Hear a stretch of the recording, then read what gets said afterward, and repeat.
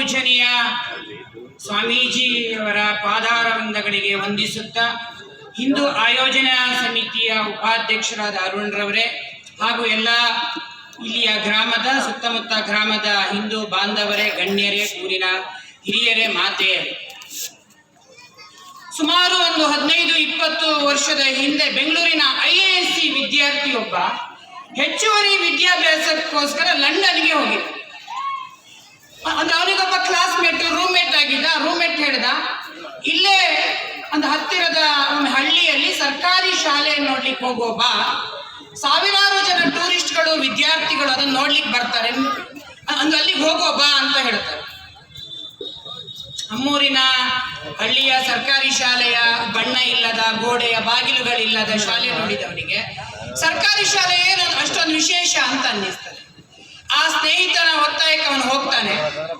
ದೂರದಿಂದ ಹೋಗುವಾಗಲೇ ಅವನಿಗೆ ಗೊತ್ತಾಗ್ತದೆ, ಸಾವಿರಾರು ಜನ ವಿದ್ಯಾರ್ಥಿಗಳು ಅಂದ್ರೆ ಅಲ್ಲಿನ ಸುತ್ತಮುತ್ತಲಿನ ಇದ್ದ ಜನ ಬಂದು ಸರತಿ ಸಾಲಿನಲ್ಲಿ ಶಾಲೆ ನೋಡ್ತಾ ಇರ್ತಾರೆ. ಶಾಲೆ ಏನು ವಿಶೇಷ? ಹತ್ತಿರ ಹೋದವನಿಗೆ ಗೊತ್ತಾಯ್ತು ಈ ಶಾಲೆ ಏನು ವಿಶೇಷ ಅಂತ. 2ನೇ ಮಹಾಯುದ್ಧದಲ್ಲಿ ಬ್ರಿಟನ್ ಆ ಫ್ರಾನ್ಸನನ್ನು ಸೋಲಿಸಿ ಸರಿಸುಮಾರು 97,000 ಫ್ರಾನ್ಸಿನ ಸೈನಿಕರನ್ನ ಸೆರೆಯಾಳಾಗಿ ಆ ಫ್ರಾನ್ಸಿಂದ ಲಂಡನ್ಗೆ ಸಾಗಿಸಿದ ಹಡಗಿನ ಆ ಕಟ್ಟಿಗೆಯ ಹಲಗೆಯಿಂದ ನಿರ್ಮಿಸಿದ ಶಾಲೆ. ನನ್ನ ಶತ್ರು ದೇಶವನ್ನು ಸೋಲಿಸಿ ಆ ಸೈನಿಕರನ್ನು ಸೆರೆಯಾಳಾಗಿ ಇಟ್ಕೊಂಡು ಬಂದಂತ ಹಡಗಿನಿಂದ ನಿರ್ಮಿಸಿದ ಶಾಲೆ, ಅದು ನಮ್ಮ ಕ್ಷಾತ್ರ ಪರಂಪರೆ, ಅದು ನಮ್ಮ ವಿಜಯ. ಆ ವಿಜಯದ ಪತಾಕೆಯನ್ನು ನಮ್ಮ ಪರಂಪರೆಯ ಮಕ್ಕಳಿಗೆ ಆ ದೇಶದಲ್ಲಿ ಹೇಳಿಕೊಡ್ತಿದ್ದಾರೆ, ಇದು ನಮ್ಮ ದೇಶದ ಹೆಮ್ಮೆ ಅಂತ. ಅಂದ್ರೆ ಅದೇ ಆದ್ರೆ ಭಾರತದಲ್ಲಿ ಅದು ನಮ್ಮನ್ನೇ ಸೋಲಿಸ್ಲಿಕ್ಕೆ ಬಂದಂತ ಅಲೆಕ್ಸಾಂಡರು, ನಮ್ಮ ಮೇಲೆ ಆಳ್ವಿಕೆ ಮಾಡಿದಂತ ಇದನ್ನು ಮೊಘಲರು, ಅಂದ್ರೆ ಯಾರೋ ಬಾಬರು, ಅಕ್ಬರನ್ನ ನಾವಚ್ಚ ಗ್ರೇಟ್ ಅಂತ ಹೇಳ್ತೀವಿ. ಜಗತ್ತನ್ನೇ ಗೆಲ್ತೀನಿ ಅಂತ ಬಂದಂತ ಇದ್ದಂತ ಅಲೆಕ್ಸಾಂಡರ್ ಭಾರತದ ಒಳಗಡೆನೆ ಬರ್ಲಿಕ್ಕಾಗಲ್ಲ. ಅವನು ಸರಿಸುಮಾರು 1.5 ಲಕ್ಷ ಸೈನಿಕರ ಜೊತೆಗೆ ಭಾರತದ ಮೇಲೆ ಅವನಾಚೆ ಬರ್ತಾನೆ. ಭಾರತದ ಅಂದ್ರೆ ಆಚೆ ಒಳಗಡೆ ಬರ್ಲಿಕ್ಕಾಗದೆ ಭಾರತದ ಗಡಿ ಭಾಗದಲ್ಲಿದ್ದಂತ ಒಂದು ಸಣ್ಣ ಕಟಕ್ ಪ್ರದೇಶದ ಒಂದು ಸರಿಸುಮಾರು 18,000 ಸೈನಿಕರ ಮೇಲೆ ಯುದ್ಧ ಮಾಡ್ತಾರೆ. ಆ ಯುದ್ಧದಲ್ಲಿ ಅಲೆಕ್ಸಾಂಡರ್ ಗೆಲ್ತಾನೆ. ಸರಿಸುಮಾರು ಕ್ರಿಸ್ತಪೂರ್ವ 323 ಸಮಯ. ಆ ಎದುರಾಳಿ ಇದ್ದಂತಹ ನಮ್ಮ ದೇಶದ ಕಟಕ್ ಪ್ರದೇಶದ ಆ ರಾಜನ 18,000 ಸೈನಿಕರಲ್ಲಿ ಒಬ್ಬನೇ ಒಬ್ಬ ಅಂದ್ರೆ ಅವನ ಬದುಕುಳಿದಿಲ್ಲ, ಎಲ್ಲರೂ ಸತ್ರು. ಆದ್ರೆ ಅಂದ್ರೆ ಅಲೆಕ್ಸಾಂಡರ್ ಗೆದ್ದಿರ್ಬೋದು, ಆದ್ರೆ ಭಾರತದೊಳಗಡೆ ಬರ್ಲಿಕ್ಕಾಗಿಲ್ಲ.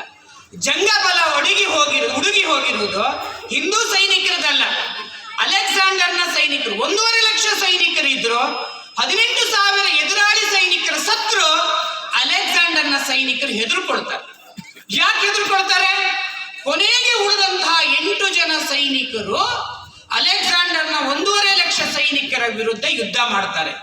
ಎದೆ ಕೊಟ್ಟು ಸತ್ತು ಹೋಗ್ತಾರೆ ಹೊರತು ಒಬ್ಬನೇ ಒಬ್ಬ ಹಿಂದೂ ಸೈನಿಕ ಬೆನ್ನು ಕೊಟ್ಟು ಓಡಿ ಹೋದ ಉದಾಹರಣೆ ಇಲ್ಲ. ಇಷ್ಟು ಜನ ಸೈನಿಕರು ಇದ್ದಾಗಲೂ, ಸಾವು ಹತ್ತಿರ ಇದ್ದಾಗಲೂ ಎದೆ ಕೊಟ್ಟು ಎದುರಿಸಿದಂತ ಈ ಕೇವಲ 18,000 ಸೈನಿಕರೇ ಹೀಗಿದ್ರೆ, ದೇಶದ ಒಳಗಡೆ ಮಗಧ ಸಾಮ್ರಾಜ್ಯ ಇದೆ, 10 ಲಕ್ಷ ಜನ ಸೈನಿಕರಿದ್ದಾರೆ. ಇನ್ನು ದೇಶದಲ್ಲಿ 565 ಸಂಸ್ಥಾನಗಳಿದೆ. ಅವ್ರು ಹೇಗಿರ್ಬೋದು?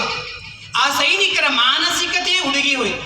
ಜಗತ್ತನ್ನೇ ಗೆಲ್ತೀನಿ ಅಂತ ಬಂದ, ಒಂದೇ ಒಂದು ದೇಶವನ್ನು ಗೆದ್ದಿಲ್ಲ. ವಾಪಸ್ ಹೆದರಿ ಹೋಗ್ತ ಬೆಬುಲಾನಿಯದಲ್ಲಿ ಅವನು ದಾರಿ ಮೇಲೆ ಬಿದ್ದು ಸತ್ತ. ಆದ್ರೆ ನಮ್ಮ ಇತಿಹಾಸದಲ್ಲಿ ಏನಿದೆ? ಅಲೆಕ್ಸಾಂಡರ್ ದಿ ಗ್ರೇಟ್ ಅಂತ ಅದು ನಾವೇ ಪಠ್ಯ ಪುಸ್ತಕದಲ್ಲಿ ಓದಿದ್ವಿ. ಅವನಿಗೆ ಮನೆಗೆ ಯಾಕೆ ಹೋದ, ವಾಪಸ್ ಯಾಕೆ ಹೋದ ಅಂತಂದ್ರೆ ಹೆಂಡತಿ ಮಕ್ಕಳು ನೆನಪಾಯ್ತಂತೆ. ಯುದ್ಧಕ್ಕೆ ಬಂದಿದ್ದೆ ಜಗತ್ತನ್ನು ಗೆಲ್ತೀನಿ ಅಂತ ಬಂದವನಿಗೆ ಹೆಂಡತಿ ಮಕ್ಕಳು ನೆನಪಾಗು ಸತ್ಯನಾ? ಅದೇ ನಾವು ಯಾವುದೋ ಹೊನ್ನಳ್ಳಿ ಸಿಟಿಗೆ ಪೇಟೆಗೆ ಹೋಗ್ತೀವಿ ಅಥವಾ ಯಾವುದೋ ಸಂತೆಗೆ ಹೋಗ್ತೀವಿ, ಅಲ್ಲಿಗೆ ಹೋದವ್ರಿಗೆ ಹೆಂಡತಿ ಮಕ್ಕಳು ನೆನಪಾಯ್ತು, ಅಮ್ಮನ ನೆನಪಾಯ್ತು ಅಂತಂದ್ರೆ, ಯಾರೋ ದಾರಿ ಮೇಲೆ ಹೋಗುವಾಗ ಏನೋ ಎಡವಟ್ಟಾಗಿದೆ, ಪೇಟೆಯಲ್ಲಿ ಯಾರೋ 2 ಬಾರಿಸಿದ್ದಾರೆ, ಅಮ್ಮ ಅಂತ ಅಂತೀವಿ. ಅಮ್ಮನ್ ನೆನಪಾಗುದು ಯಾಕೆ?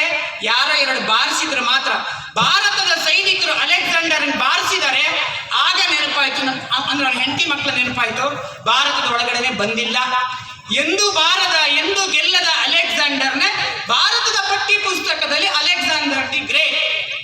ಸರಿಸುಮಾರು 10 ವರ್ಷಗಳ ಕಾಲ ಅಕ್ಬರ್ ಇದೇ ಆಗ್ರಾದಿಂದ ಅಜ್ಮೀರಕ್ಕೆ ಹೋಗಿ ರಾಣಾ ಪ್ರತಾಪ ಹಿಡಿಬೇಕಂತ, ಅವನನ್ನು ಸೆರೆಯಾಳಾಗಿ ಬರ್ಬೇಕಂತ 10 ವರ್ಷ ಪ್ರಯತ್ನ ಪಟ್ಟ. ರಾಣಾ ಪ್ರತಾಪ್ ಮನೆ ಮಠ ರಾಜ ಸಂಸ್ಥಾನ ರಾಜ್ಯ ಎಲ್ಲವನ್ನು ಬಿಟ್ಟು ಹೆಂಡತಿ ಮಕ್ಕಳ ಜೊತೆಗೆ ಆ ಮೇವಾಡದ ಕಾಡಿನಲ್ಲಿ ಹೋಗಿ ಬದುಕಿದ. ಮತ್ ಸೇನೆ ಕಟ್ಟಿದ, ಮತ್ತು ಮೇವಾಡದ ಅಲ್ಲಿ ಯುದ್ಧ ಮಾಡಿ ಅಕ್ಬರನ ಸೋಲಿಸಿ ಅಂದ್ರೆ ಅವನು ಅಜ್ಮೀರದಿಂದ ಆಗ್ರಕ್ಕೆ ಓಡಿಸಿದ. 12 ವರ್ಷ ಮತ್ತೆ ರಾಜ್ಯ ಆಳಿದ್ದ. ಎಲ್ಲಾದ್ರೂ ನಾವು ರಾಣಾ ಪ್ರತಾಪನ ಇತಿಹಾಸವನ್ನು ನಮ್ಮ ಮಕ್ಕಳಿಗೆ ಹೇಳಿಕೊಟ್ಟಿದ್ವಾ? ಸೋತು ಸುಣ್ಣ ಆಗಿದ್ದ ಅಕ್ಬರನನ್ನು ಅಕ್ಬರ್ ದಿ ಗ್ರೇಟ್ ಅಂತ ಹೇಳಿದ್ವಿ. ಯಾಕೆ? ಒಂದೂರಲ್ಲೊಬ್ಬ ಹುಚ್ಚ ಇದ್ದಂತೆ. ಆ ಹುಚ್ಚ ಬೆಳಿಗ್ಗೆಯಿಂದ ಸಂಜೆ ತನಕ ರೋಡಲ್ಲಿ ಅಲ್ದಾಡ್ತಾ ಇರ್ತಾನೆ. ಅವನ ಮನಸ್ಸಿಗೆ ಏನು ಬರ್ತದೆ ಅದನ್ನು ಮಾತಾಡ್ತಾನೆ. ಒಂದಿನ ಏನು ಮಾತಾಡ್ದ ಅಂತಂದ್ರೆ, ನನಗೆ ಮದುವೆ ನಿಶ್ಚಯ ಆಗಿದೆ ಅಂತ. ಎಲ್ಲ ಅಂಗಡಿಯವ್ರು ಅನ್ಕೊಂಡ ಇವನಿಗೆ ಸರಿಯಾಗಿ ಹುಚ್ಚು ಹಿಡಿದಿದೆ ಇವತ್ತು ಅಂತ. ಅಂದ್ರೆ ಯಾಕೆ? ನೆಟ್ಟಗಿದ್ದಿರುವ ವಯಸ್ಸಾಗಿರೋ ಗಂಡು ಮಕ್ಕಳಿಗೆ ಇವತ್ತು ಹೆಣ್ಣು ಸಿಗಲ್ಲ. ಹುಚ್ಚು ಮುಂಡೆದದು ಆ ಹುಚ್ಚಿನ ಹುಡುಗಿ ಅಂದ ಸಿಗ್ತಾರ? ಸರಿಯಾಗಿ ಹುಚ್ಚು ಹಿಡಿದಿದೆ ಅಂತ ಅನ್ಕೊಂಡಿದ್ದಾರೆ. ಒಮ್ಮೆ ಯಾರೋ ಮದುವೆ ಆಗದ ಹುಡುಗರು ಹೋಗಿ ಕೇಳಿದ್ರಂತೆ ಹಿಡಿದು, ಅಪ್ಪ ನಮಗ್ ವಯಸ್ಸಾಗಿದೆ ಹುಡುಗಿ ಕೊಡ್ತಾ ಇಲ್ಲ, ನಿನಗೆ ಹುಚ್ಚು ಹಿಡಿದಿದೆ, ಅದು ನಿನಗೆ ಯಾರು ಹುಡುಗಿ ಕೊಟ್ಟವರು? ಅದು ನಮ್ಮೂರಿನ ಪಟೇಲ್ರ ಮಗಳ ಜೊತೆಗೆ ಮದುವೆ. ಬಹಳ ವಿಶೇಷ ಇದು. ಆ ಊರಿನ ಪಟೇಲ್ರ ಒಬ್ಳು ಮಗಳ ಜೊತೆಗೆ ನನ್ನ ಮದುವೆ ನಿಶ್ಚಯ ಆಗಿದೆ ಅಂತ. ಮೊದ್ಲೇ ಪಟೇಲ್ರು ಸಿಟ್ಟಿನ ಮನುಷ್ಯ, ಸಿಟ್ಟು ಪಿತ್ತ ನೆತ್ತಿಗೇರಿತು. ವಿಷಯ ಗೊತ್ತಾಯ್ತು, ರೋಡಿಗೆ ಹಿಡಿದ್ರು, ಹುಡುಕಿದ್ರು, ಹಿಡಿದು 2 ಬಾರಿಸಿ ಆಮೇಲೆ ಕೇಳಿದ್ರು, ನಾನು ನಿನಗೆ ನನ್ನ ಮಗಳನ್ನ ಕೊಡ್ತೀನಿ ಅಂತ ಯಾವಾಗ ಹೇಳಿದ್ದೀನಿ? ಇಲ್ಲ ಪಟೇಲ್ರೆ, ನಾನು ಓಕೆ ಮಾಡಿದ್ದೀನಿ, ನಾನು ನಿಮ್ಮ ಮಗಳನ್ನ ಮದುವೆ ಆಗೋದಂತ ನಿಶ್ಚಯ ಮಾಡಿದ್ದೀನಿ, ಈಗ 50% ಓಕೆ, ನೀವು ನಿಶ್ಚಯ ಮಾಡಿದ್ರೆ 100% ಪಟೇಲ್ರೆ ಅಂತ. ಹುಚ್ಚ ನಿಶ್ಚಯ ಮಾಡಿರು.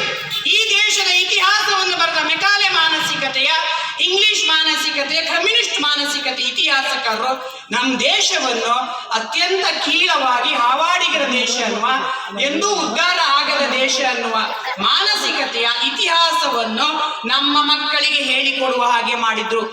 ಅಂದ್ರೆ ಹಾಗಿತ್ತ ಭಾರತ? ಹಾಗಿರ್ಲಿಲ್ಲ. ಜಗತ್ತೇ ಬಟ್ಟೆ ಹಾಕೊಳ್ಳಿಕ್ಕೆ ಗೊತ್ತಿಲ್ಲದ ಸಮಯದಲ್ಲಿ ರಾಮಾಯಣ ಮಹಾಭಾರತದಂತ ಮಹಾಕಾವ್ಯಗಳೇ ಉದ್ಭವ ಆಗಿದವೆ. ಜಗತ್ತಲ್ಲಿ ಅನ್ನ ಬೇಯಿಸ್ಕೊಂಡು ತಿನ್ಬೇಕನ್ನುವ ಗೊತ್ತಿಲ್ಲದ ಸಮಯದಲ್ಲಿ ವಿಮಾನಯಾನ, ಖಗೋಳಶಾಸ್ತ್ರ, ಭೂಗರ್ಭ ಎಲ್ಲ ರೀತಿಯ ವಿಜ್ಞಾನವನ್ನು ನಾವು ಜಗತ್ತಿಗೆ ಹೇಳಿಕೊಟ್ಟಿದ್ವಿ. ಇಲ್ಲೇ ಹತ್ತಿರದ ತಂಜಾವೂರು, ಇದೇ ಹತ್ತಿರ ತಮಿಳುನಾಡು ರಾಜ್ಯದ ಅದ ತಂಜಾವೂರು ಅಂತಿದೆ. ಅಲ್ಲೊಂದು ಚೋಳರ ಕಾಲದ ತಂಜಾವೂರಿನಲ್ಲಿ ಬೃಹದೇಶ್ವರ ದೇವಸ್ಥಾನ ಅಂತಿದೆ.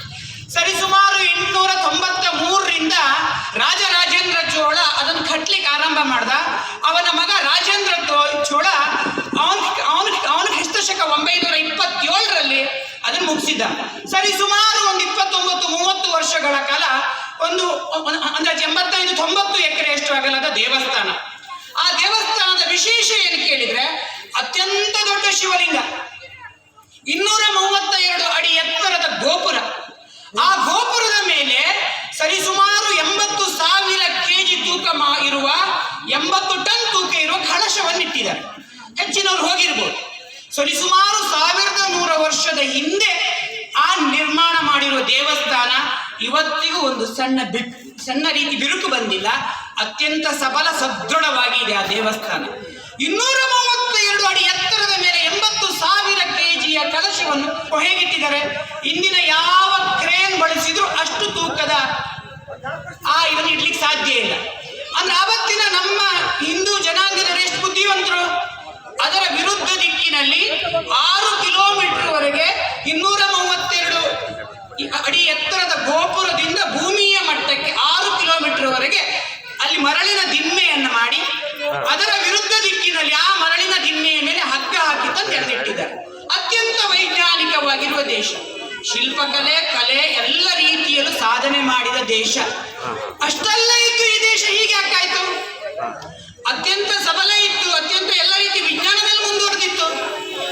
ಸಾವಿರಾರು ಲಕ್ಷಾಂತರ ವರ್ಷದ ಹಿಂದೆನೇ ನಮ್ಮ ವಿಜ್ಞಾನ ಎಲ್ಲವೂ ಇತ್ತು. ಎಲ್ಲ ರೀತಿಯಲ್ಲೂ ನಾವು ಸಾಧನೆ ಮಾಡಿದವರು. ಯಾಕೆ ನಾವು ಹೀಗಾಯ್ತು ಅಂತಂದ್ರೆ, ನಮ್ಮ ವಿರೋಧಿಯ ಸಂಸ್ಕೃತಿಗಳ ಜೊತೆಗೆ ನಾವು ಯುದ್ಧ ಮಾಡ್ತಾ ಮಾಡ್ತಾ ಮಾಡ್ತಾ ಅವರ ಸ್ವಭಾವ ನಮ್ಮ ನಮ್ಮ ಸ್ವಭಾವ ಆಯಿತು. ಶತ್ರುವಿನ ಸ್ವಭಾವ ನಮ್ಮ ಸ್ವಭಾವ ಆದ ಕಾರಣಕ್ಕೆ ನಮ್ಮೊಳಗಡೆ ಜಾತಿ ಪದ್ಧತಿಯ ಕೀಳರಿಮೆ, ರಾಜರ ಮಧ್ಯೆ ಒಗ್ಗಟ್ಟಿಲ್ಲದಿರುವುದು, ಜನರ ಮಧ್ಯೆ ಅನುಶಾಸನೆ ಇಲ್ಲದಿರುವುದು, ಗೋಳೆ ಸ್ವಭಾವದ ನಮ್ಮ ಹಿಂದೂ ಮುಖಂಡರುಗಳ, ಈ ದೇಶದ ರಾಜ ಮಹಾರಾಜರುಗಳ ಕಾರಣದಿಂದ ನಾವು ಈ ಸ್ಥಿತಿಗೆ ನಾವು ಆಚೆ ಬರಬೇಕಾಯಿತು. ಸರಿ, ಸುಮಾರು 800 ವರ್ಷ ಮೊಘಲರು, 250 ವರ್ಷ ಬ್ರಿಟಿಷರು, ಡಚ್ಚರು, ಪೋರ್ಚುಗೀಸರು, ಫ್ರೆಂಚರು, ಯಾರದ್ದೂ ದೇಶದಿಂದ ಬಂದ ವ್ಯಾಪಾರಕ್ಕೆ ಬಂದವರು, ಯಾರೋ ಮತಾಂತರಕ್ಕೆ ಬಂದವರು ಅಷ್ಟು ಸಬಲವಾಗಿದ್ದಂತಹ ಜನಾಂಗವನ್ನು ಆಳ್ವಿಕೆ ಮಾಡಿದ್ರಂತಂದ್ರೆ ನಾವು ನಮ್ಮ ರೋಗ ನಿರೋಧಕ ಶಕ್ತಿ ನಮ್ಮ ಗೋಳೆತನದ ಕಾರಣದಿಂದ ಹೀಗಾಯಿತು. ಇದೇ ಶೃಂಗೇರಿಯಲ್ಲಿ ವಿದ್ಯಾರಣ್ಯರು ಅಂತಿದ್ರು.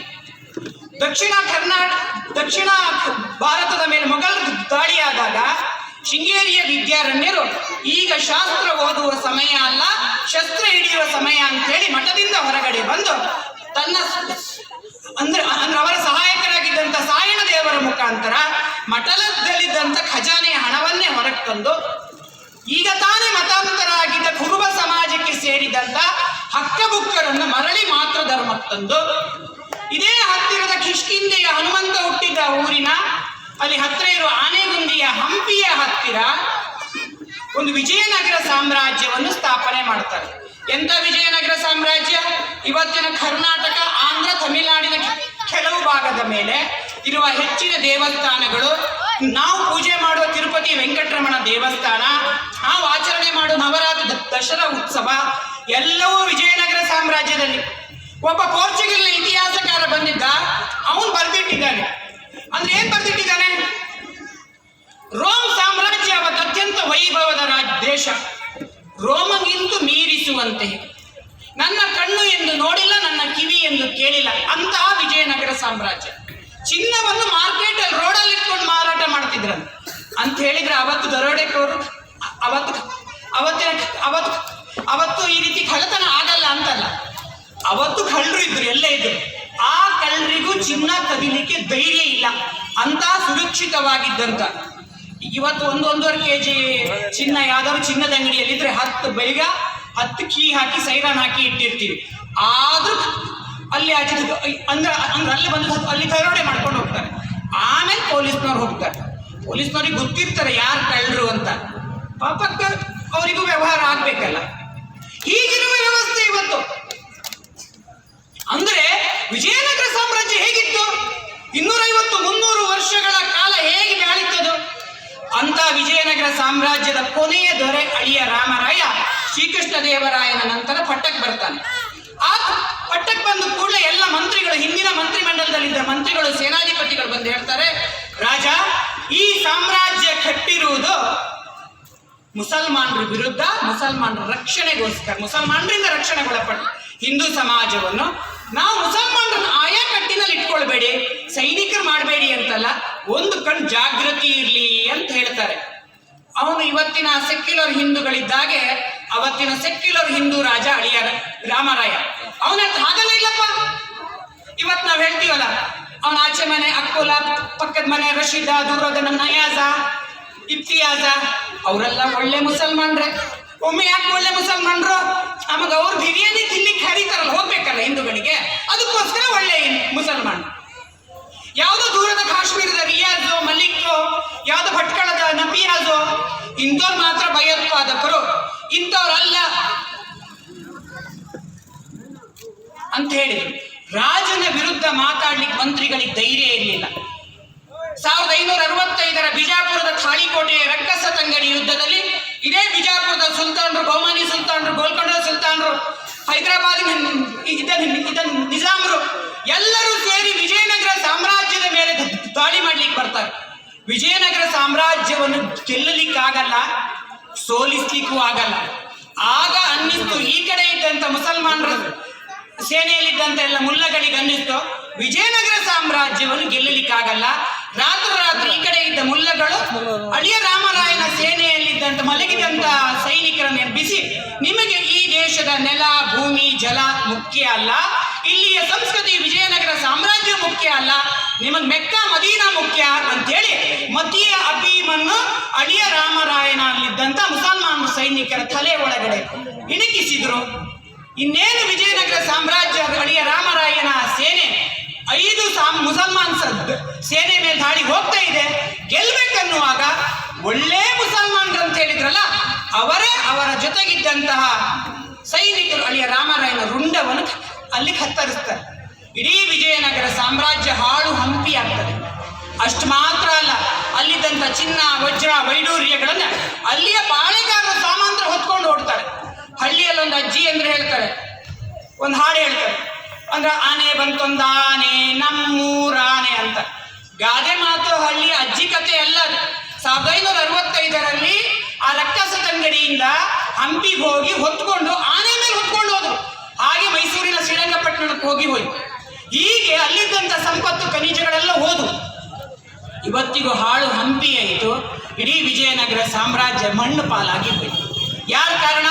ಗೋಳೆ ರಾಜ ಅಳಿಯ ರಾಮರಾಯನ ಮುಂದಿನ ಯೋಚನೆ ಇಲ್ಲದ ಕಾರಣದಿಂದಾಗಿ ಇಡೀ ಹಿಂದೂ ಸಮಾಜ ಅವನತಿ ಬರಬೇಕಾಯಿತು.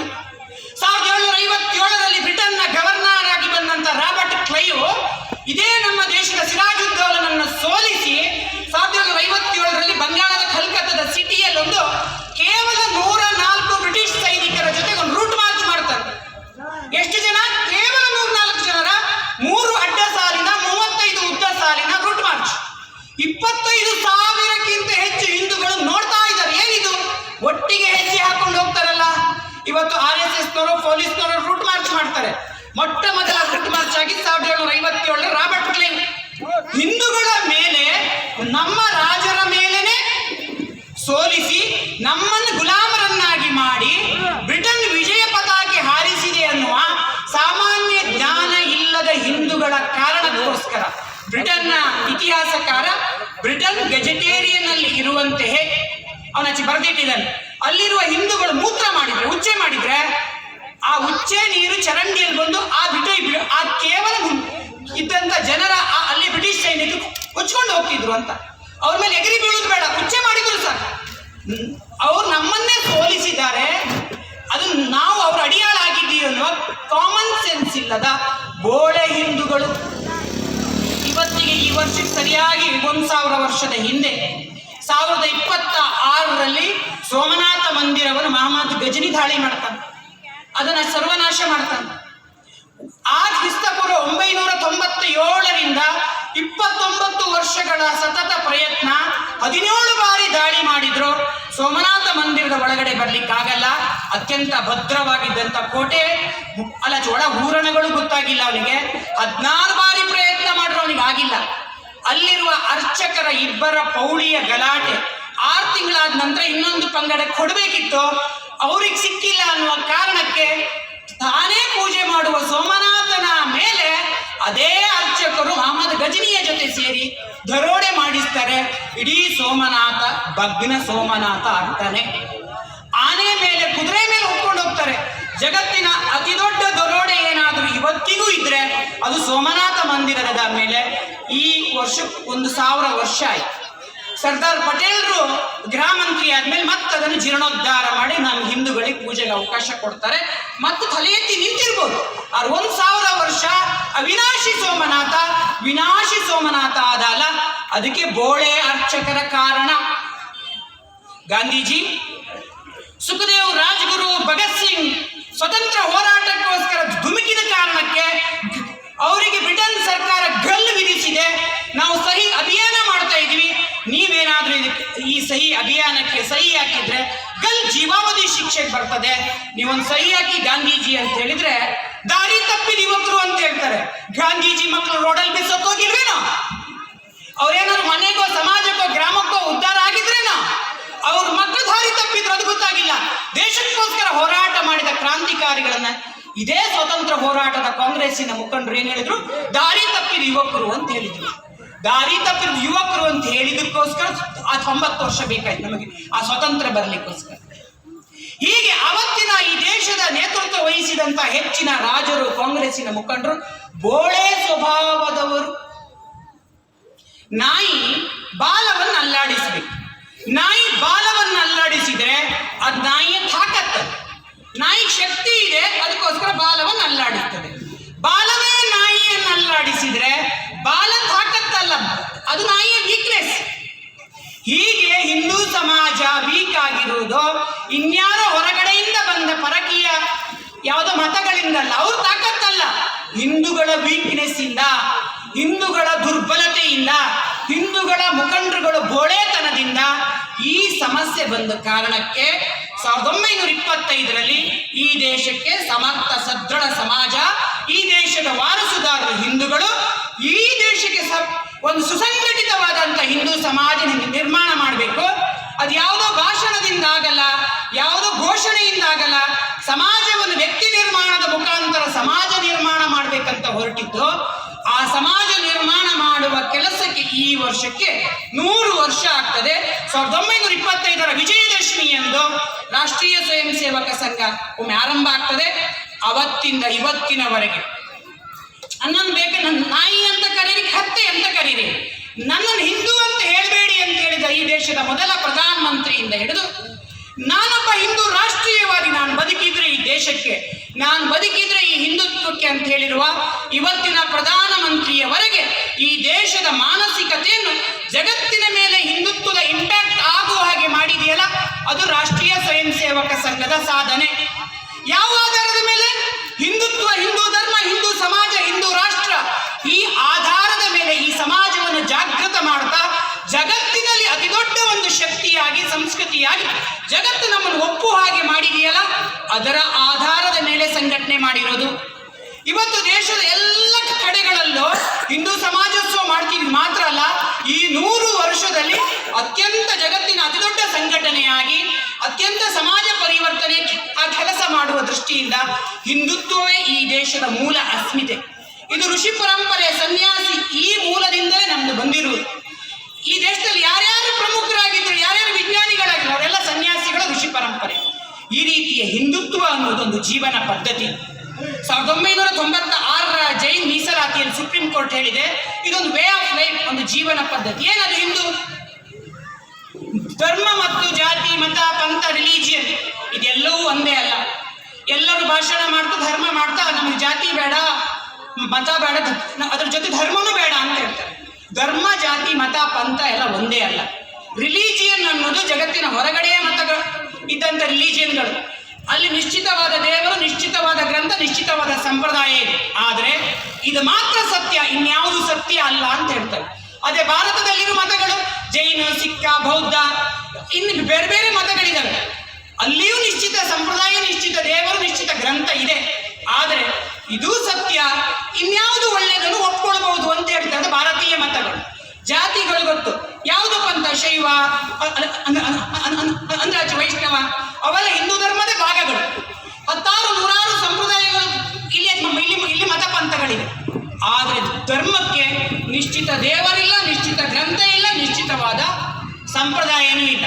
1,000 ವರ್ಷದ ಹಿಂದೆ ಈಗಿರುವ ಹಾಗೆ ಗಲ್ಲಿಗೆ, ಹಳ್ಳಿಗೆ ಒಂದೊಂದು ದೇವಸ್ಥಾನ ಇರುವಾಗಿರಲಿಲ್ಲ. ಹಾಗಾದ್ರೆ ಹಿಂದೂ ಧರ್ಮ ಇರಲಿಲ್ವಾ?